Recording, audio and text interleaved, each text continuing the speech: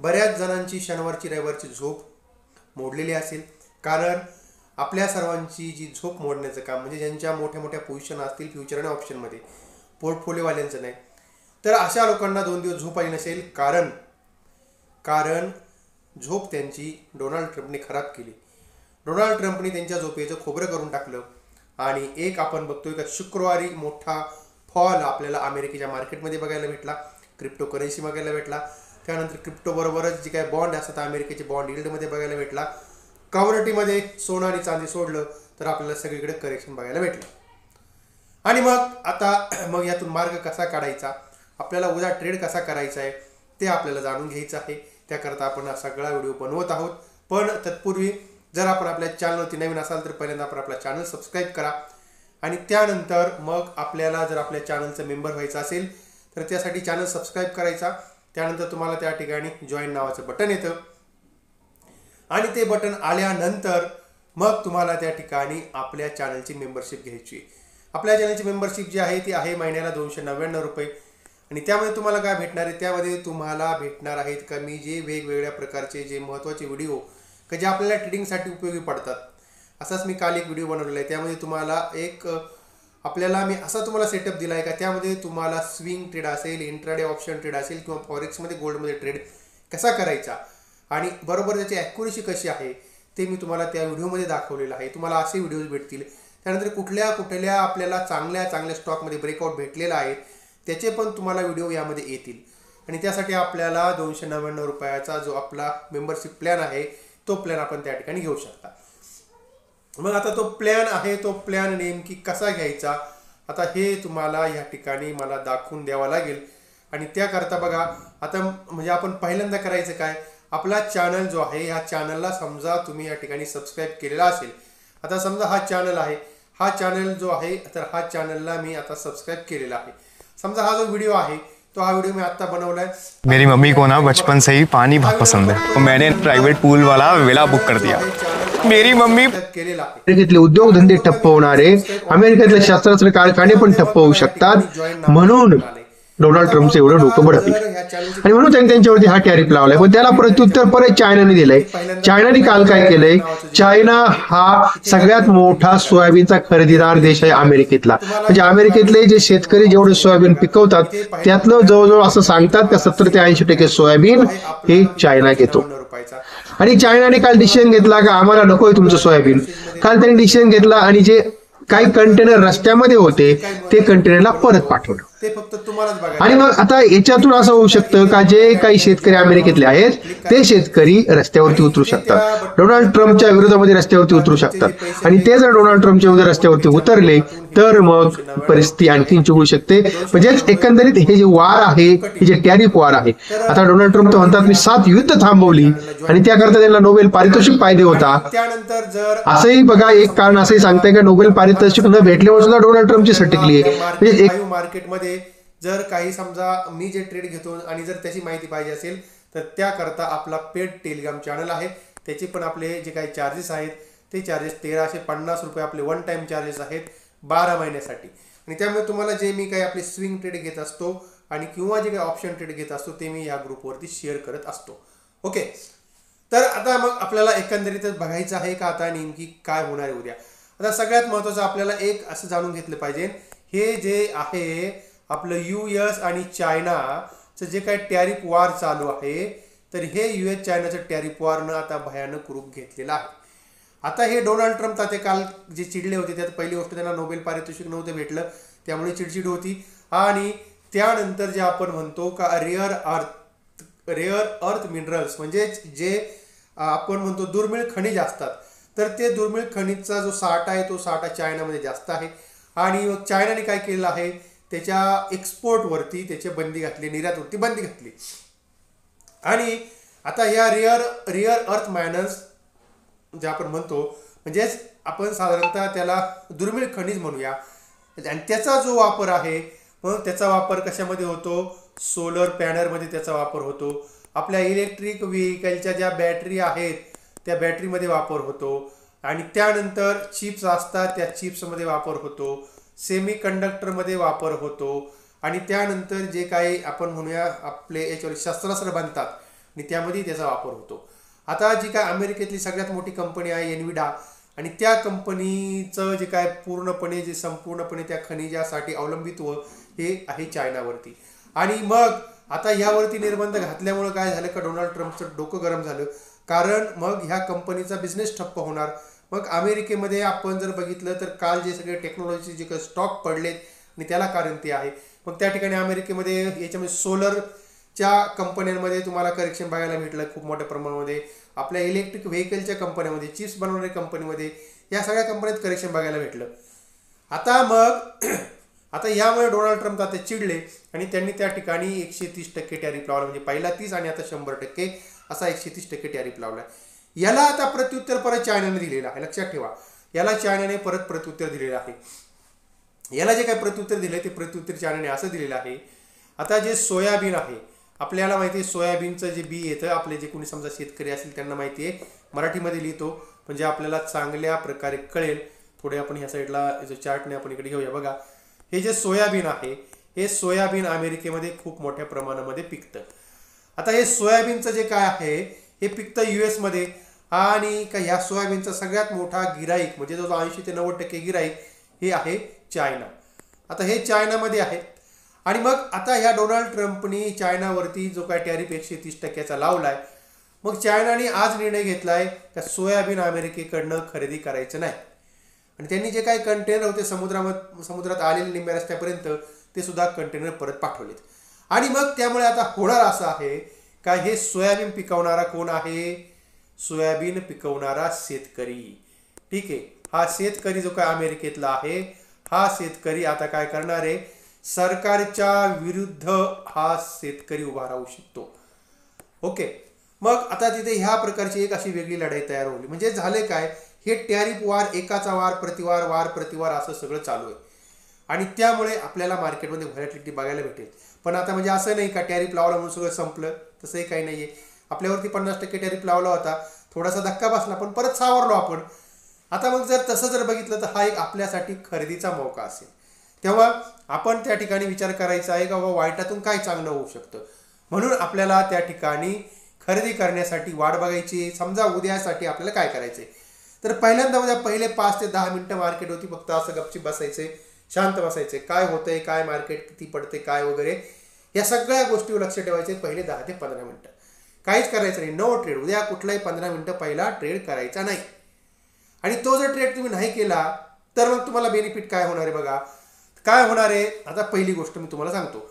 आपल्याकडे FI जे आहेत हे बऱ्याच दिवसानंतर बाईंगमध्ये आलेले होते.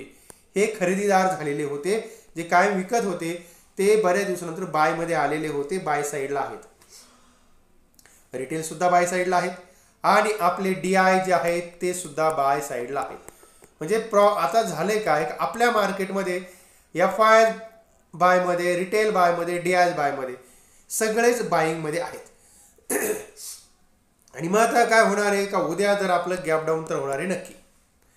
पण मग आपल्याला काय नाही, आपल्याला घाई करायची, गडबड करायची का नाही, शांत बसायचे, आरामशीर पहिले 15 मिनिटं बघायचे काय होतंय आणि मग आपल्याला उद्या खरेदी कधी करायचं ते बघायचं. बघा, आता समजा मार्केटमध्ये असा फॉल झाला, पण आपली जी कॅन्डल आहे परत थोडीशी वरती रिकव्हरी भेटली आणि कॅन्डल थोडं कन्सोलिडेशन झालं, कॅन्डल आपली ग्रीनमध्ये क्लोज झाली,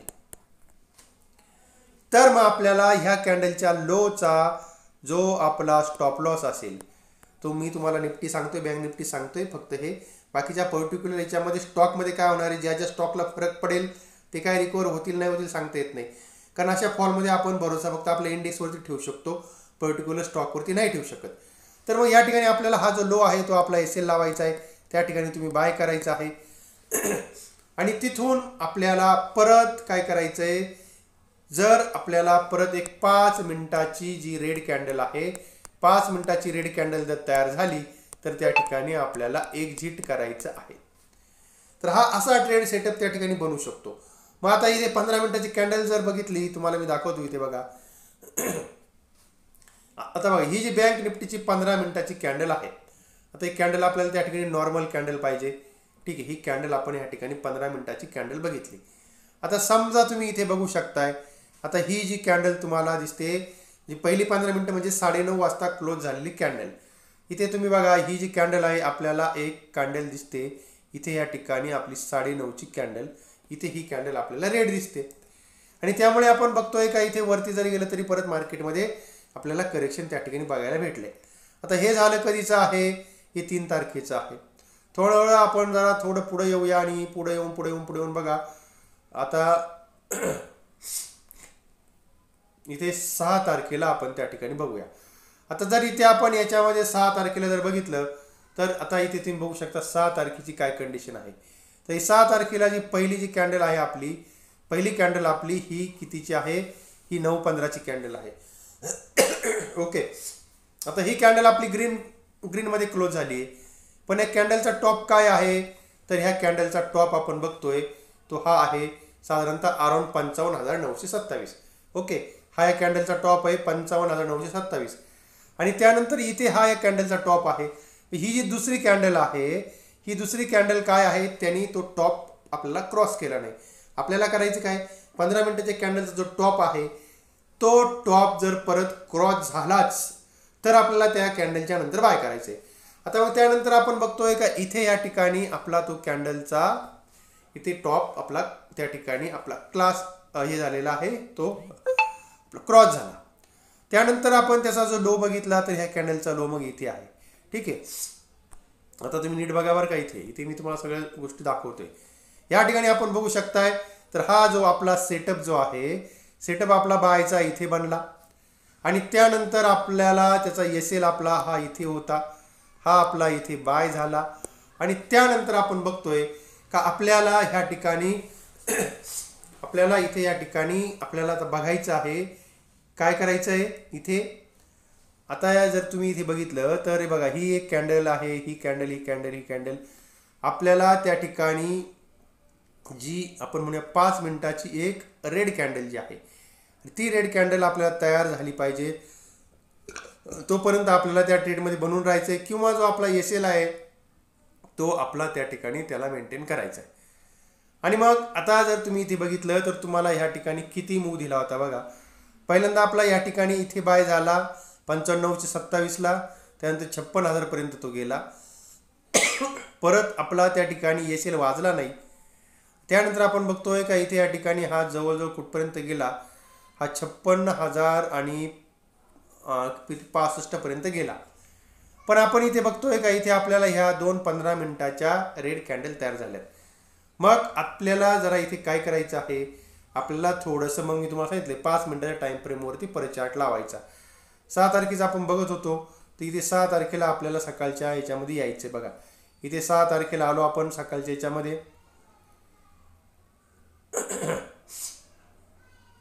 7 तारीख आणि ही 6 तारीख आपण इथे आलो. आता 6 तारखेला जर आपण इथे आलो आणि जर आपण बघितलं तर आपला जो बाय झालेला होता तो आपला बाय कुठे झाला, तो आपला बाय इथे झाला होता बघा. इथे ह्या झोनला आपला 9:30 आणि त्यानंतर 9:45 इथे आपला ह्या ठिकाणी बाय झाला होता. आणि तो बाय झाला होता आपला, तो जर तुम्ही बघितला तर तो आपला बाय झाला होता कितीला, 24,927ला. ठीक आहे, सॉरी कितला बाय झाला होता, 55,927ला, 55,927ला. त्यानंतर टॉप त्याने किती मारलाय बघा. इथून जर तुम्ही बघितला असेल हा टॉप, तर हा टॉप आपल्याला पहिली जी रेड कॅन्डल आहे ती रेड कॅन्डल आपली इथपर्यंत होती, म्हणजे 55,992 म्हणजे 56,000. पण ही कॅन्डल आपली या ठिकाणी जी आहे ती पहिली 5 मिनिटाची आपली रेड कॅन्डल याच्या खाली तर काय क्लोज झाली नाही. त्यानंतर आपण बघतोय का जवळजवळ हा इथपर्यंत गेला होता, म्हणजे जी आपल्याला मुवमेंट बघायला भेटली ती 101 पॉईंटची मुवमेंट बघायला भेटली. आणि त्यानंतर आपण बघतोय का आपल्याला परत इथून हा जवळजवळ 55,164 पर्यंत गेला, म्हणजे जवळजवळ त्या ठिकाणी 150 पॉईंटची मुवमेंट आपल्याला त्यामध्ये बघायला भेटली. आणि परत आपल्याला दिवसभर साधारणतः क्लोजिंग जी आहे ती त्याच रेंजमध्ये झाली. म्हणजेच काय होतंय, 15 मिनिटाची जर ग्रीन कॅन्डल आहे, ती जर ग्रीन कॅन्डल सांगायचं तात्पर्य असं, 15 मिनिटाची ग्रीन कॅन्डल जर समजा पहिल्यांदा तयार जर झाली तर मग मार्केटमध्ये आपल्याला चांगली बुलिश मोमेंटम बघायला भेटते. आता असं कधी कधी झालेलं आहे, आपण ते एकदा थोडंसं जाणून घेऊ. आपण जरा थोडं पाठीमागं जर गेलो तर आपल्याला त्या ठिकाणी गोष्टी लक्षात येतील. बघा इथे आपण बघतोय का एक मोठा आपल्याला बघायचा आहे, का मोठा फॉल आपल्याला कुठे बघायला भेटतोय, तो फॉल आपण बघायचा आहे. बघा आता जर तुम्ही इथे या ठिकाणी बघितलं तर आपल्याला इथे एक गोष्ट लक्षात बघा. आता इथे या ठिकाणी आपल्याला दिसतंय ही कॅन्डल आपली आहे पहिली. बघा ही आपली 9:15ची कॅन्डल आहे. इथे या साईडला ही कॅन्डल दिसते ती. आता इथे आपण बघतोय सकाळी गॅप अप ओपनिंग झालं, हे चार्ट बँक निफ्टीचा आहे, पण परत त्याचा टॉप क्रॉस केला नाही. दिवसभर मार्केट खाली खाली खाली आणि त्यानंतर मार्केट दिवसभर आपल्याला याच कॅन्डलच्या खाली आहे. म्हणजेच काय, त्या ठिकाणी जी बाईंगची ताकद आहे ती बाईंगची ताकद कमी पडली आणि मग दिवसभर आपण त्या ठिकाणी कन्सोलिडेशनच्या मोडमध्ये होतो. दुसऱ्या दिवशी ठीक आहे, दुसऱ्या दिवशी बघितलं तर दुसऱ्या दिवसाचा इथे या ठिकाणी ट्रेंड बघा. दुसऱ्या दिवसाला ही जी कॅन्डल आहे, पहिल्यांदा ही कॅन्डल आपली इथे क्रॉस आपली झाली आणि ती कॅन्डल क्रॉस झाल्यानंतर आपण त्या ठिकाणी आपल्याला जो साधारणतः जी मुवमेंट आहे ती मुवमेंट निदान कमीत कमी आपल्याला एक कॅन्डल किती पॉईंटची दिसते बघा, इथून इथपर्यंत जवळजवळ आपल्याला 200 पॉईंटची मुवमेंट त्यामध्ये बघायला भेटली. तर इथे बघू शकतो बघा, इथे तुमचं बाय झालं आणि इथून ही मोमेंटम आहे ते जवळजवळ 200 पॉईंटची आहे. म्हणजेच आपल्याला पहिल्या 15 मिनिटाची कॅन्डल जी आहे ती खूप महत्त्वाची. जर पहिल्या 15 मिनिटाच्या कॅन्डलनी जर टॉप जर क्रॉस केला तर तिथून एक चांगली मुवमेंट येते, 100-150 पॉईंटची मुवमेंट. आपण जर समजा निफ्टीमध्ये पकडलं तर 50 पॉईंटची पकडा, बँक निफ्टीमध्ये पकडलं तर 100 पॉईंटची मुवमेंट पकडा, तेवढी मुवमेंट तुम्हाला त्या ठिकाणी बघायला भेटेल. आता आपल्याला थोडंसं बघायचं का फॉलमध्ये 15 मिनिटाची आपल्याला कुठे ग्रीन कॅन्डल जर तयार झाली तर आपल्याला काय करायचं बघा. इथे या ठिकाणी तुम्हाला परत 2 तारखेला पण मी दाखवतो. 2 तारखेला आपण इथे बघू शकता ही तारीख इथे 2 आहे. इथे आपली ही कॅन्डल आहे, ह्या कॅन्डलचा टॉप आपल्याला इथे आहे, त्याच्यावरती एकही कॅन्डल आपली क्लोज झाली नाही. दिवसभर मार्केट आपलं त्या ठिकाणी फॉलमध्ये होतं. तर ह्या अशा प्रकारे आपण ट्रेड घेऊ शकता.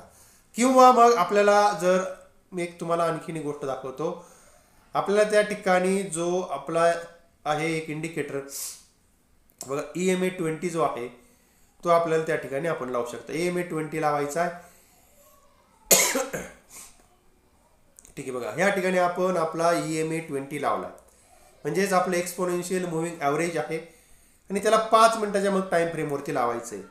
आपला EMA 20 इथे या ठिकाणी आपण लावलेला आहे चार्ट, आणि हा चार्ट जर आपण बघितला तर ह्या चार्टनुसार आपल्याला मग ट्रेड आपण कसा घेऊ शकतो तर आपल्याला ह्या ठिकाणी कळेल बघा. आता हा जो आपण या ठिकाणी आपला EMA 20 जो लावलेला आहे, हा EMA 20 वरती आपल्याला ट्रेड कसा घ्यायचा आहे. पहिल्यांदा आपल्याला याच्यामध्ये थोडी सिटिंगमध्ये चेंज करावं लागेल. आपल्याला इथे या ठिकाणी जो काही EMA आहे तो आपल्याला पहिल्यांदा जो आपल्याला 20 आणि 50च ठेवायचा आहे, बाकीचे आपल्याला EMA त्या ठिकाणी ठेवायचे नाही आहेत.